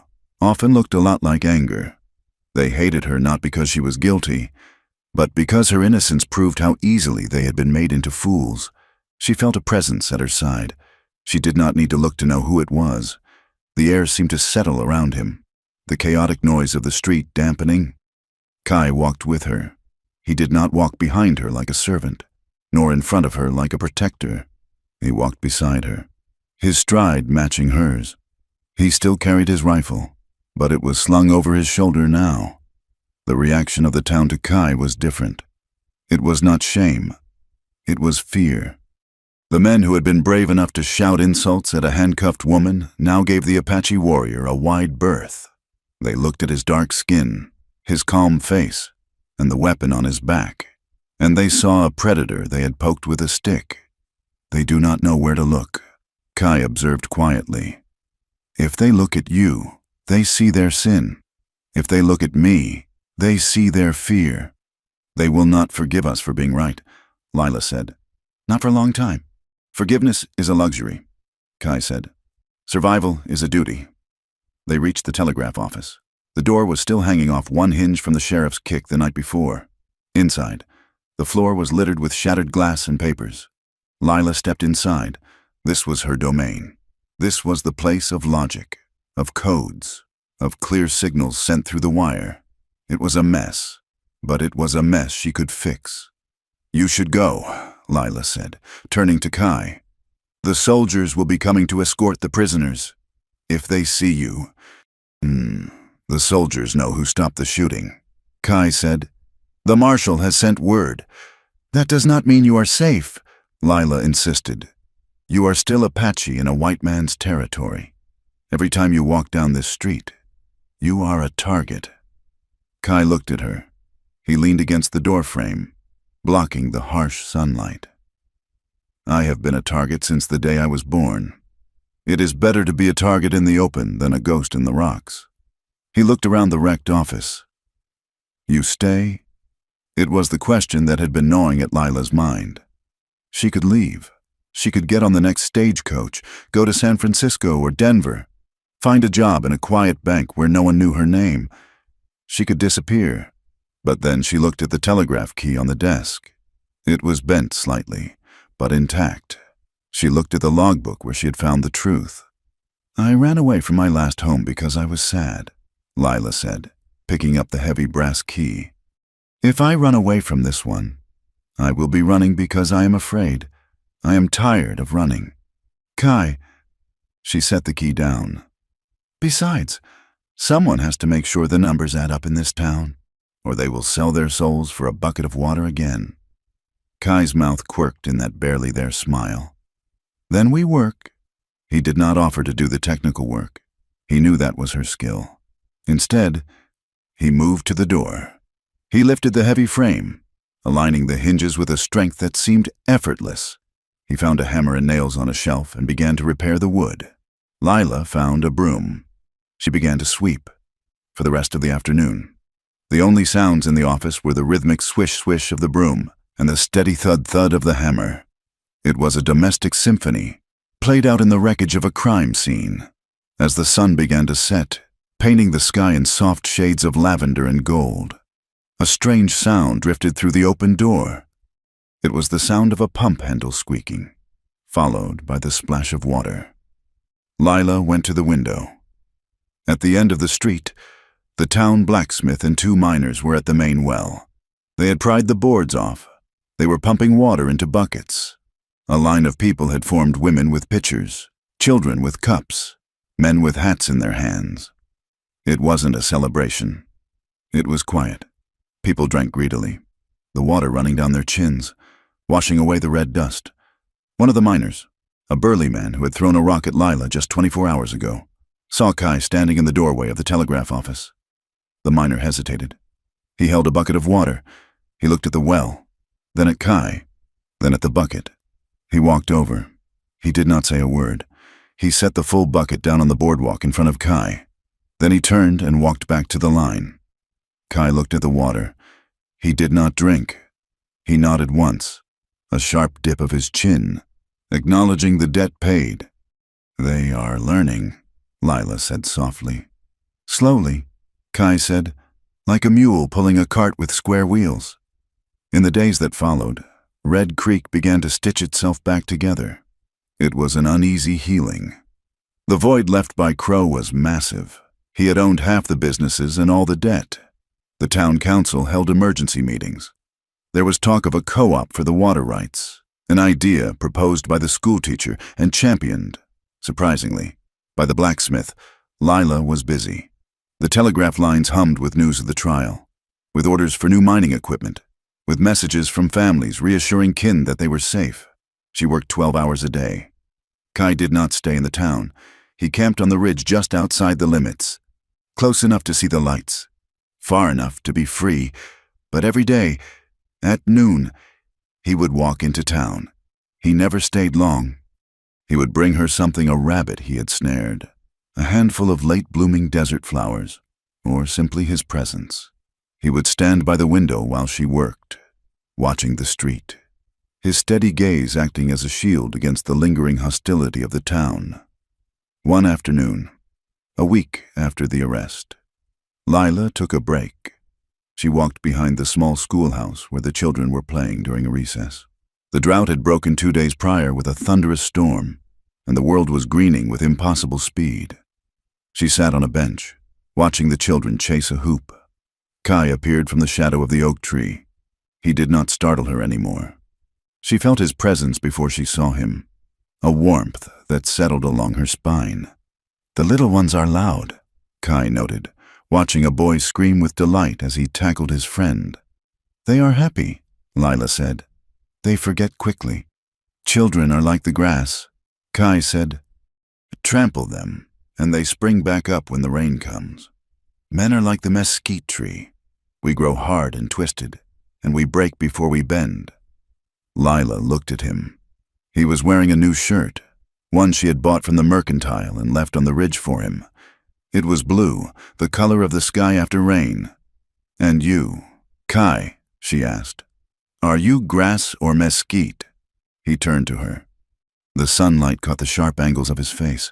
"I am the rock," he said simply. "The rock stays." A little girl, no older than 6, wandered over to them. She had been one of the children shouting "thief" because her mother had told her to. "Now," she looked at Kai with wide, curious eyes. She held out a small, smooth stone she had found. "For you," the girl said. Kai crouched down.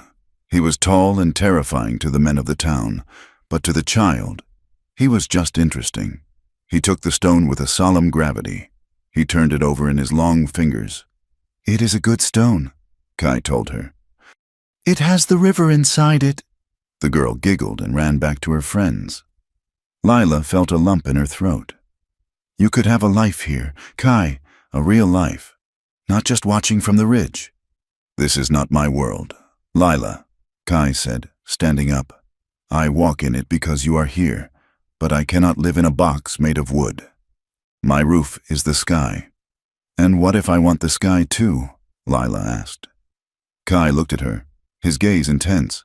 "The sky is cold at night, and it is lonely." "I have been lonely in a crowded room," Lila said. "I'm not afraid of the dark." Their hands brushed. It was not a grasp, just a touch, electric and promising. They stood there in the schoolyard, a white woman and an Apache warrior, separated by culture and history, but bound by the truth they had forged in the fire. "Miss Garner." The shout broke the moment. It was Deputy Pike, now acting Sheriff Pike. He was jogging toward them, waving a telegram. "Message from Tucson," Pike said, stopping to catch his breath. He nodded respectfully to Kai, a habit he had developed quickly. "It is from the marshal." Lila took the yellow paper. She read the printed words, her heart sinking. "Crow trial set for next month. Testimony of Lila Garner required. State will provide transport and lodging in Tucson. Permanent position at Tucson Bank available upon conclusion. Safety guaranteed. It was the golden ticket. A way out. A job in a city with paved streets, ice cream parlors, and opera houses. A place where no one knew she had been almost hanged. A place where she could be a respectable widow again. "It is a good offer," Pike said eagerly. "The best. You could leave all this dust behind. Lila looked at the paper. Then she looked at the town, the patched-up buildings, the well that was working again, the telegraph office she had swept clean. Then she looked at Kai. He was watching her. He knew what the paper said. He could read the longing for safety in the lines of her face. He did not speak. He did not plead. He simply waited, his gaze steady, giving her the space to choose. If she went to Tucson, she would be safe. She would be comfortable, but she would be alone. Kai could not follow her to Tucson. The city would kill him, or he would wither in its stone canyons. If she stayed, she faced the whispers, the side glances, the heat, and the hard work. She faced a life with a man the world said she should hate. "Tell the marshal I will come for the trial," Lila said to Pike. "And the job?" Pike asked. "Shall I tell them you accept?" Lila folded the paper slowly. She ran her thumb over the crease. She looked at the red dust covering her boots. She looked at Kai, who stood as still as the earth itself. "Tell them," Lila said, her voice clear and strong, "that I already have a job, and I am not done with it yet." Pike blinked, surprised, but then a slow grin spread across his face. "I will wire them back. Miss Garner, good day, good day. Kai." Pike walked away. Kai looked at Lila. There was no triumph in his eyes, only a deep, quiet recognition. "Tucson has ice," Kai said, "and soft beds. Red Creek has you," Lila replied. She took a step toward him. "And I find that I prefer the heat." Kai did not smile, but the lines around his eyes softened. He reached out and tucked a stray lock of hair behind her ear, his fingers lingering on her jaw. "Then we stand," Kai said. "We stand," Lila echoed. Above them, a hawk circled in the thermal currents, screeching a cry that belonged to the wild. The town of Red Creek bustled on, imperfect, scarred, and dusty. But in the telegraph office, the machine began to click, a steady, rhythmic heartbeat sending a message to the world that Lila Garner was still here. The wheels of justice turned slowly in the Arizona territory, grinding with the heavy, metallic screech of a machine that had been rusted by years of neglect. But when they finally caught traction, they crushed everything in their path. 2 months after the attempted hanging in Red Creek, the circuit judge arrived from Tucson. He was a man with a face like a dried apple and a gavel that sounded like a gunshot. The trial was held in the saloon, as it was the only building large enough to hold the spectators, though the mirrors had been draped in black cloth to lend the proceedings a veneer of solemnity. Silas Crow sat in the defendant's chair, stripped of his fine suits and his arrogance. The testimony was damning. The ledger pages Lila had stolen, combined with the telegraph logs Deputy Noah Pike had preserved, painted a picture of corruption so absolute it left no room for doubt. Crow was sentenced to 20 years of hard labor at the territorial prison in Yuma, a place known as the hellhole of the West. His assets were seized and liquidated to repay the town for the poisoned water and the inflated land prices. Sadie Cale testified against him in a voice so quiet the jury had to lean forward to hear her. She was granted leniency for her cooperation, but the judge ordered her exiled from the territory. When she left Red Creek on the noon stagecoach, she carried a single carpet bag. Lila watched from the window of the telegraph office. She did not wave. There was no joy in seeing her former friend reduced to nothing, only a quiet closing of a door that had been left open too long. With Crow gone, the air in Red Creek seemed to change. The fear that had been manufactured to control the populace evaporated, leaving behind a town that was confused, embarrassed, and in desperate need of direction. Lila Garner did not leave. The job in Tucson was still open, a standing offer from the marshal, but she filed the telegram in the bottom drawer of her desk. She had found something in Red Creek that she had never found in the polite parlors of the East or the bustling cities of the coast she was needed. She took over the management of the telegraph office permanently. Under her hands, the chaotic tangle of messages became a streamlined system. She knew who needed supplies, who was waiting for money, and who just needed to hear a kind word from a distant relative. But her work did not end when the wire went silent for the night. 3 evenings a week, she opened the doors of the small office to the children of the miners. These were children who had known only red dust and the dark mouths of the mines. Lila taught them to read. She taught them that the marks on a page were not secrets kept by the rich, but keys that could open the world. A for apple, she would say, pointing to the slate. B for brave. C for crow, a boy once shouted, repeating what he had heard his father curse at the dinner table. No, Lila had corrected gently, her eyes finding the boy's dusty face. C is for courage, because it takes courage to build something new. Kai was not a fixture in the town in the way Lila was. He did not sit on the town council, nor did he drink in the saloon. He remained a man of the open spaces, a creature of the horizon. He would disappear for days at a time, guiding survey parties through the treacherous passes or tracking lost livestock for the ranchers who had once cursed his name. But he always came back. To the people of Red Creek, his return became a rhythm they grew to rely on, like the rising of the sun.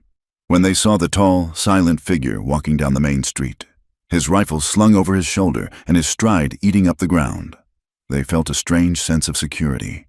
He was no longer the boogeyman in the dark. He was the wolf that guarded the door. For Lila, his returns were the anchor of her life. She did not try to tame him. She did not ask him to wear suits or sit in a pew on Sunday.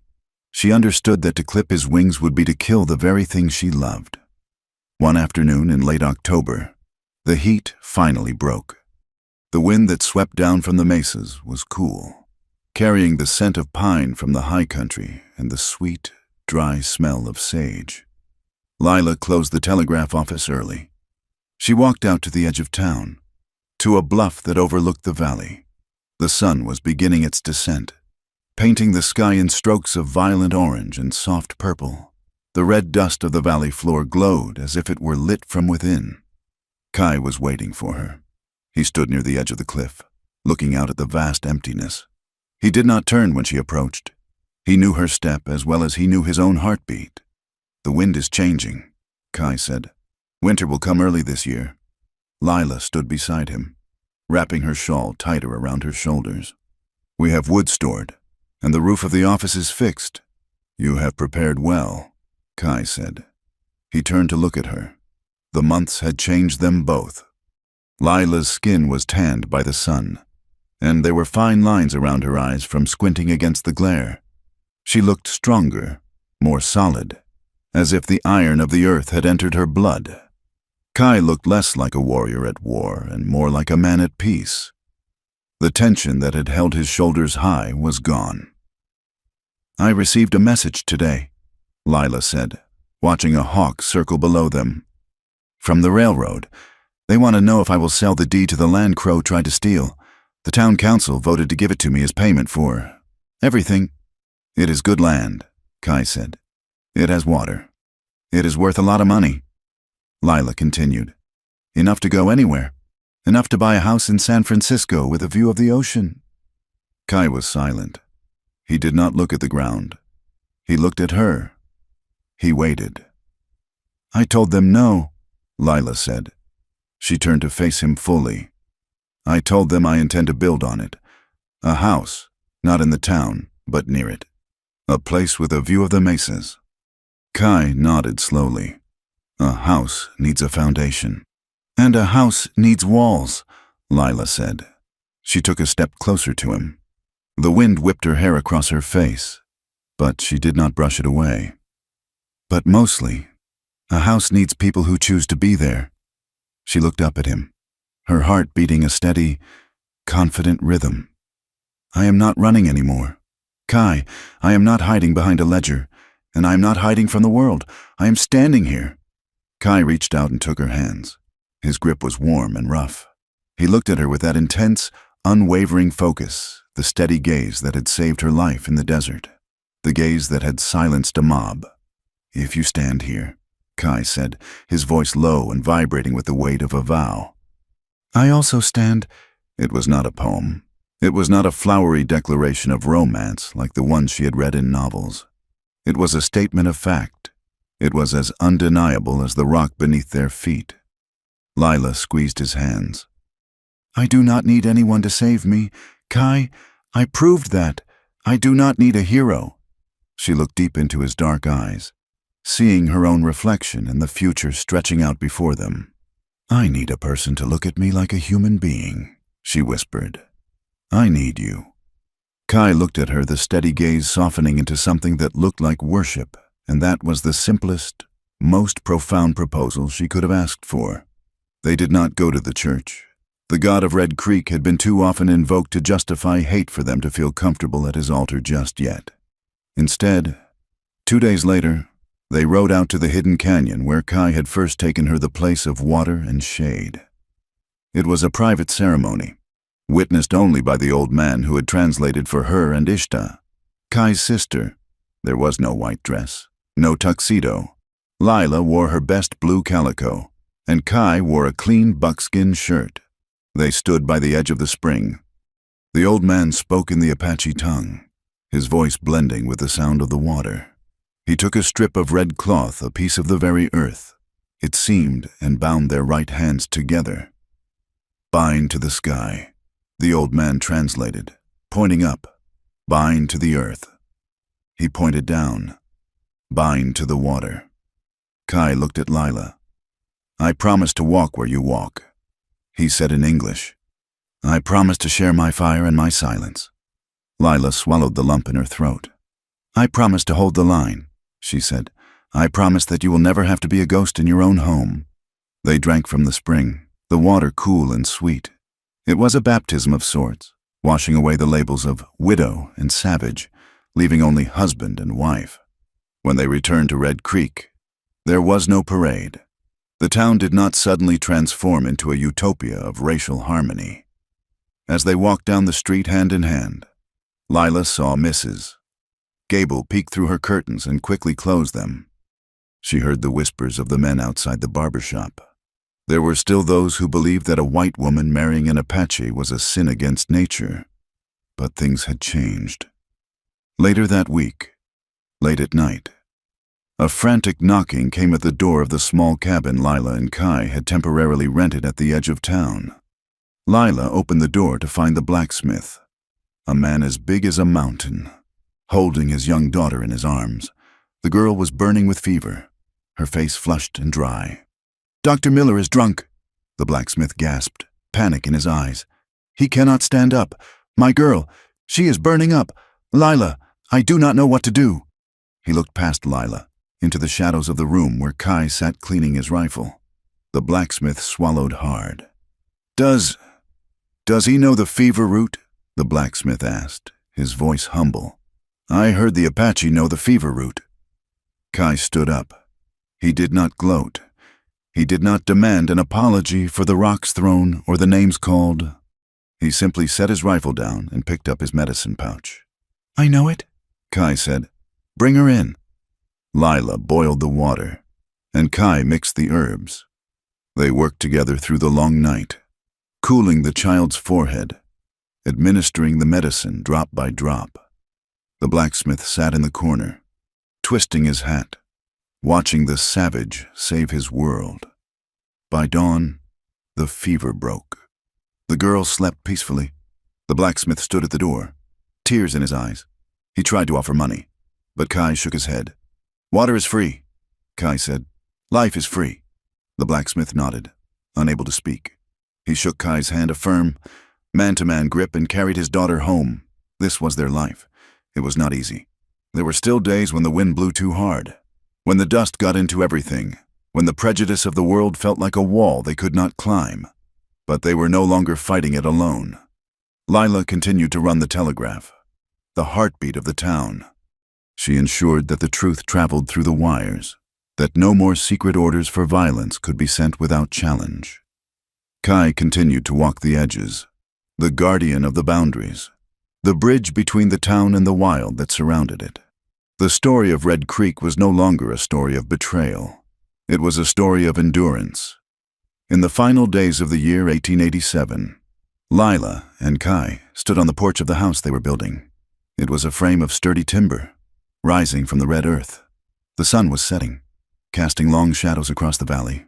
The dust was still there, swirling in the golden light. The west was still wild, still dangerous, still unforgiving.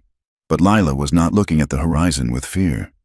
She looked at the man standing next to her. Kai rested his hand on the railing, his eyes scanning the distance with that familiar, steady gaze. But then he turned to her.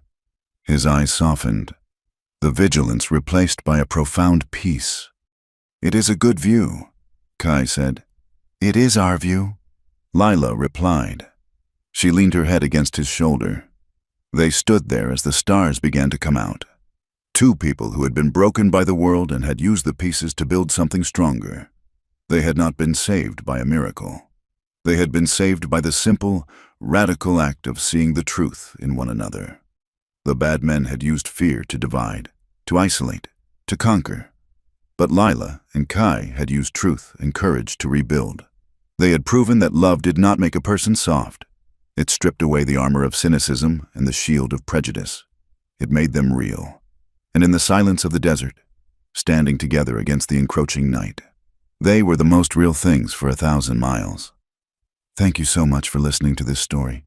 I hope you enjoyed the journey of Lila and Kai as much as I enjoyed writing it. It is a story about finding strength in the most unlikely places and the power of standing your ground when the world tries to knock you down. I would love to hear from you. Please leave a comment down below and tell me where you are listening from. Are you in the bustling city, the quiet countryside, or somewhere in between? Let's share our stories and connect. If you enjoyed this tale, please consider subscribing to my channel, Wild West Tales. Hit that like button if you want to see more stories like this. And if you really want to support the channel and help these stories reach more people, please smash that hype button. Your support means the world to me and helps keep the spirit of the Wild West alive. Until next time, keep your gaze steady and your heart true.